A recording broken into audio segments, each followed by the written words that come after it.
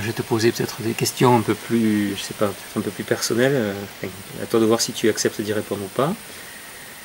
Donc la première concerne les colères. L'autre jour, j'avais exprimé donc que j'avais une colère personnelle et voilà. Est-ce que tu acceptes donc de présenter un peu ce que tu m'as présenté, le fait qu'une colère n'est pas qu'une chose qui est, on va dire, personnelle ou interne, mais que ça a aussi une incidence par rapport à l'autre et en tout cas et sur le lieu, même sur le lieu. C'est vrai pour tout, pas que pour les colères. C'est-à-dire que plus on s'intériorise et plus on se rend compte qu'en fait on est complètement dans l'interdépendance avec tout, avec l'ensemble de l'univers. Mais déjà au moins avec le lieu où on est, avec les êtres qui y résident, que ce soit les arbres, les pierres, pas que les êtres humains, hein, les éléments, l'eau, etc. L'eau, la terre, les 5 éléments, l'espace. Bon, on est en interdépendance comme ça pour tout. Ce qui veut dire que ce que je crois qui m'appartient ne m'appartient absolument pas. Ça circule et ça passe à travers moi. Et comme je suis dans une dimension mentale, psychologique, de saisir tout et de l'accaparer et de penser que c'est à moi, alors je crois que la colère c'est la mienne, que ceci est à moi, et je ramène tout toujours à moi. Mais peu à peu, on va se rendre compte qu'en fait, on est comme ça en interdépendance. Bien sûr que la colère que tu avais évoquée l'autre jour, elle était née à l'intérieur de toi. Et voilà, il y avait cette énergie qui était disponible et que tu as utilisée à ce moment-là par rapport à un ressenti que tu avais. Bon. Le truc, c'est que tu as su te dépatouiller de cette émotion-là pour toi.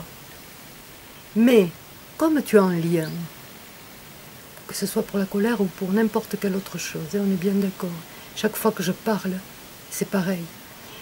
Tu as un lien. Cette colère, sur un plan subtil, c'est simplement une vibration, comme le son. D'accord ? Elle est transportée comme ça, par cette vibration. Et ça passe à travers tout. C'est-à-dire que ça va passer dans le lieu, dans les vibrations. Et s'il y a quelqu'un pour la capter, cette vibration, ça va devenir une énergie. Et ça va devenir une énergie forte, peut-être violente, difficile à vivre pour celui qui va la capter, qui va la recevoir ou par qui elle va passer. Ça peut être un arbre, ça peut être une plante, ça peut être un oiseau, ça peut être la voisine, ça peut être l'ensemble du lieu ici, etc. Ça voyage, ça voyage.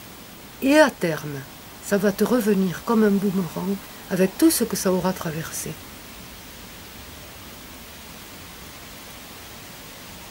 Donc, c'est important, quel que soit ce que l'on émane, de réaliser que, en fait, ça voyage, ça traverse, ça se promène, et ça nous revient chargé de ce que ça a rencontré, et ça va repartir, ça fait des boucles ou des voyages comme ça. C'est comme une trame, comme un tissu, comme une trame de vibrations, et quand il y a quelqu'un quand il y a quelqu'un là, c'est reçu. C'est pareil pour l'amour, c'est pareil pour la joie, c'est pareil pour tout, d'accord ? C'est pareil pour le souffle, c'est pareil pour la parole. Ce que je suis en train de dire, c'est en train de voyager dans tout fond blanche, par exemple, et bien au-delà. D'où l'importance de faire attention sans se crisper, bien sûr, mais d'être très attentif et très présent à chacun de ses gestes, à chacun de ses mots, à chaque mot prononcé, à chaque parole prononcée, à chaque pensée émise ou ressentie, à chaque émotion, etc. Voilà, parce que ça imprègne tout l'univers. Si un homme est heureux quelque part sur la planète, ou un oiseau est heureux sur la planète, ça retentit dans tous les univers. Et s'il est malheureux aussi,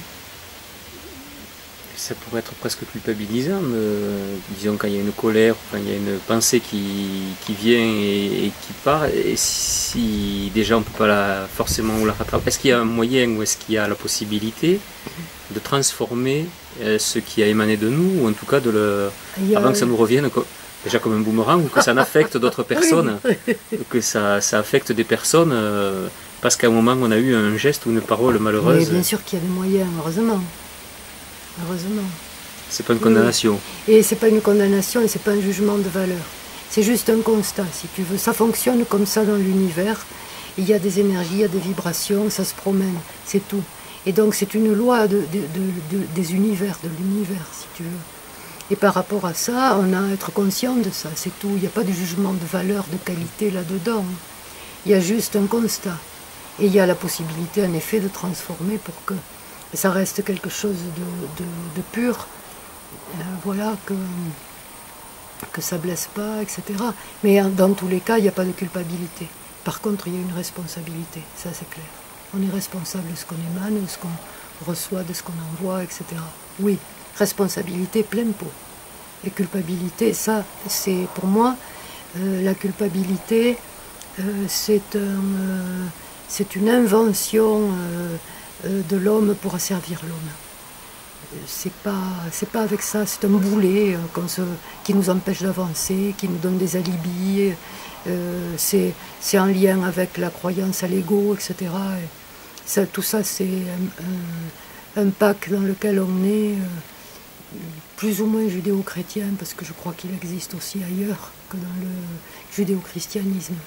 Et si on peut se libérer de ça et devenir un être responsable, conscient et responsable, ça va beaucoup mieux dans la vie. Et dans la mort aussi d'ailleurs.